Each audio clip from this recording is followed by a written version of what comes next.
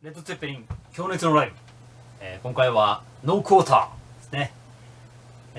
これはジョン・ポール・ジョーンズが中心になって、作ったと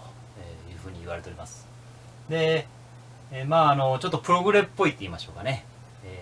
ピンク・フロイドの影響が非常に、大きい曲でございます。このちょっと前ぐらいに月の裏側ですかね、の暗いところっていうピンク・フロイドのですね、アルバムが大ヒットしておりますんで、それに、準じたって言いましょうかね、俺らもできるぞと、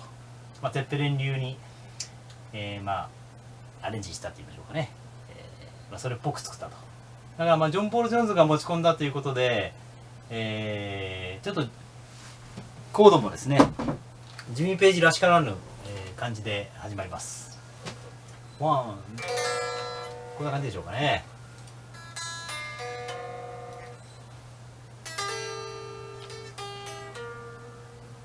で、クライベイビーですね。ちょっとスモークで、映ってませんけども、クライベイビーチューニングで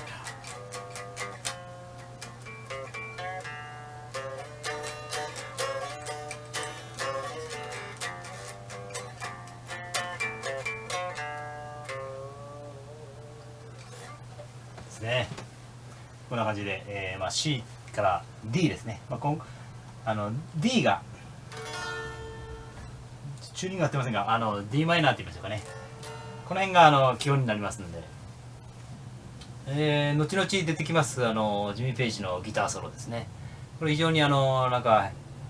とかかんとかスケールを使ってるんじゃないかとかいろいろ話がありますが、私が主に、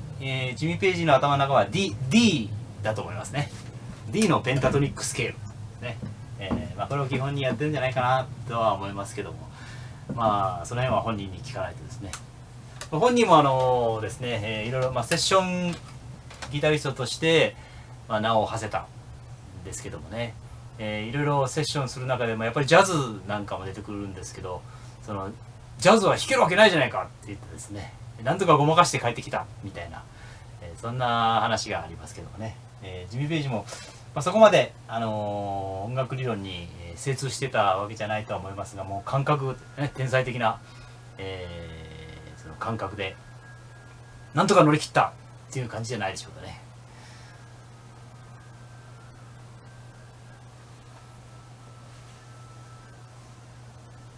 これは27日の多分映像ですよね。この遠目から映ってるのはですね、照明がちょっと暗いので、ちょっと照明が暗い感じのはその翌年の74年に撮った、スタジオでですね、当てぶりしたパフォーマンスじゃないかと思いますけどもね、なかなか実際のライブ映像とスタジオでの映像がなかなか見分けがつかないんですけどもね。ジミー・ペイジのギターで言えばこれはもうジョン・ポール・ジョーンズの主役なんですけどもね、今から、ジョン・ポール・ジョーンズが一人舞台になりますね。でこの映画、先ほどちょっと役者みたいなことをしてですね、ライブ映像とそのイメージ映像を合わせてやっております。で、いきなり場面がこのように、変わりましてね、パイプオルガンでしょうか、ジョン・ポール・ジョーンズが、の一人舞台となりますね。ここからですね。このノークォーターは75、これは1973年の、ライブですけども、75年77年とだんだん、演奏時間が長くなってきますね。でそれに合わせてこのジョン・ポール・ジョーンズも、ピアノをですね、77年までは長いけど79年ぐらいは、ちょっと短くなりますかね。それでも長いですよね。このキーボードの見せ場って言いましょうか、このソロですね。で77年はくるみ割り人形ですね、ナットロッカーというのがですね、挟んだりとかですね、いろいろあります。77年のナットロッカーは、その前にエマーソン・レイク&パーマーですね、がちょっとやって話題になってるんですけども、まあでもゼッペリンはそれを真似たんじゃなくて、オリジナルの方ですね。それのエマーソン・レイク・パーアンドレイク・パーマーよりも前のですね、ナットロッカーがありますんで、その辺のオリジナルに結構忠実ですよね。だから、YouTube 上がってますんでですね、エマーソン・レイク・パーマーのナットロッカーをやってるって書いてる人はまだまだ浅いですね。まあそういうことでございます。これは77年ですね。だんだんこう演奏が長くなりますね。この中間の、まず、曲があって、もうギターソロになってるのかな。これ実はですね、73年のこの映画バージョンはもう、ギターソロがですねカットされてますね。短縮版になってます。東亜の歌のサントラ版レコードの方のライブ版の方はちょっと長いですね。それでもフルじゃないという話がありますけどもね。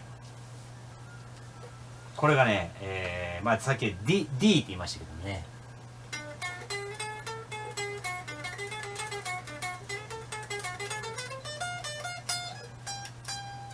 で、これはないです。ちょっと映ってないかな。こんな感じで、D のペンタトニックは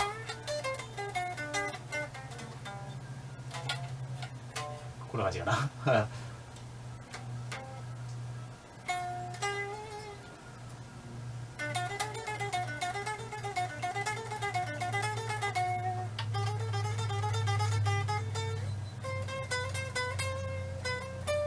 でこんな感じで、音を拾っていって、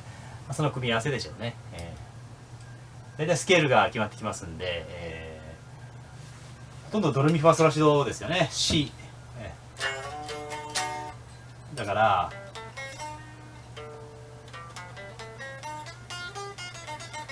もう忘れたな。そんな感じですね。はい、こんな感じで、はい、実はジョン・ポール・ジョーンズでしたみたいなですね。本当の子供さんですかね。奥さんですかね、本当に。その辺ちょっと詳しくは知りませんが、そんな感じで、ほとんどイメージ映像でね、これギターソロかっこいいんですけど、実際の絵がないと、映像がないということで非常に残念ですけどもね。これはこれで、いいんじゃないかなと思います。だから映画版は短縮版ですので、本格的にですねやろうかと思ったらやっぱりサントラ版とかブートレグを聞くしかないでしょうね。はい。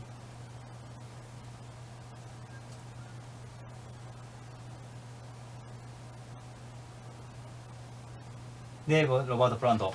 歌いましたね。この歌詞もなかなかなんて言いましょうかね、難しいというか、ただあまりロバート・プラントはですね自分が書いた歌詞に意味付けするのは嫌いますね。ジョン・レノンもそうですけど、あんまり意味ないよと、煙に巻いてますね。これジミー・ページ、これテルミンが映ってますね。ソニックウェーブ社でしたかね。テルミンはまたですね後で大活躍しますんでね、これはもう決めますね、テルミンをね。だからテルミンアンプがマーシャルですよね、確かね。でこの時は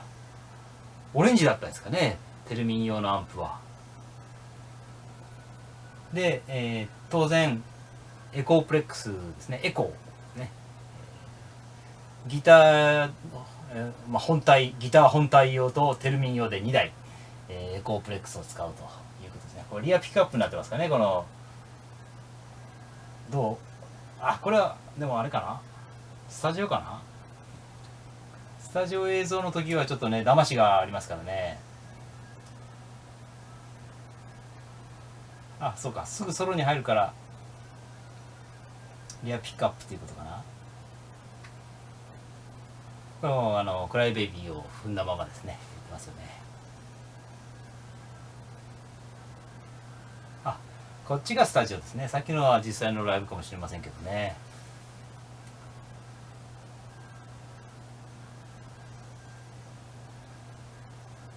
たまにこの観客が映ったりとかしますんで、そうするとそれは本当のライブ映像だなっていうのが分かるんですけどもね。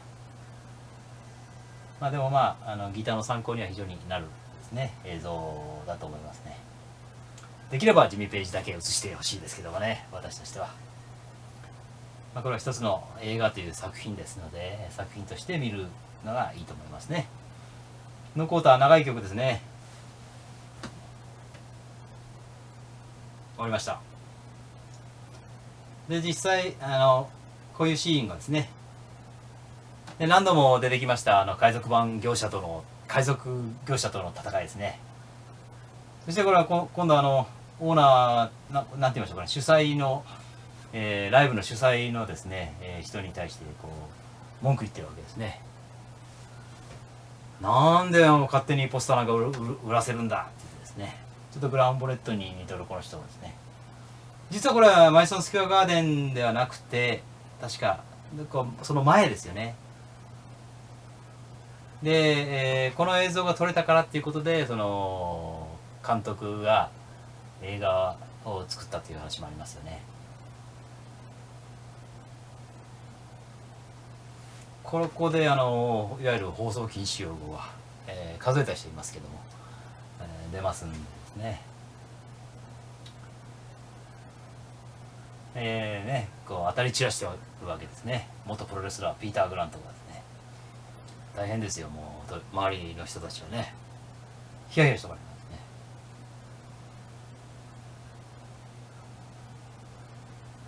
すね。ちょっと反抗したりしてるこの人ね。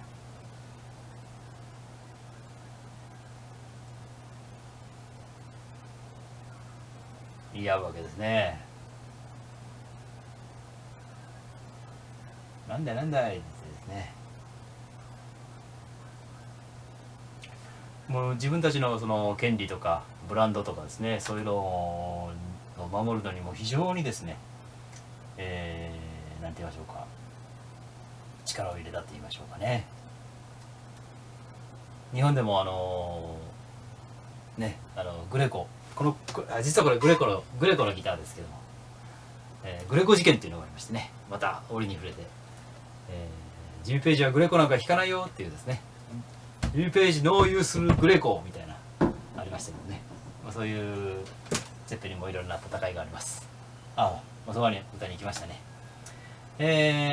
この曲はもう最高ですね。このライブはまた、次回これいきたいと思います。ノーコーダーちょっと難しかったなというわけでございました。ではまた会いましょう。See you next time.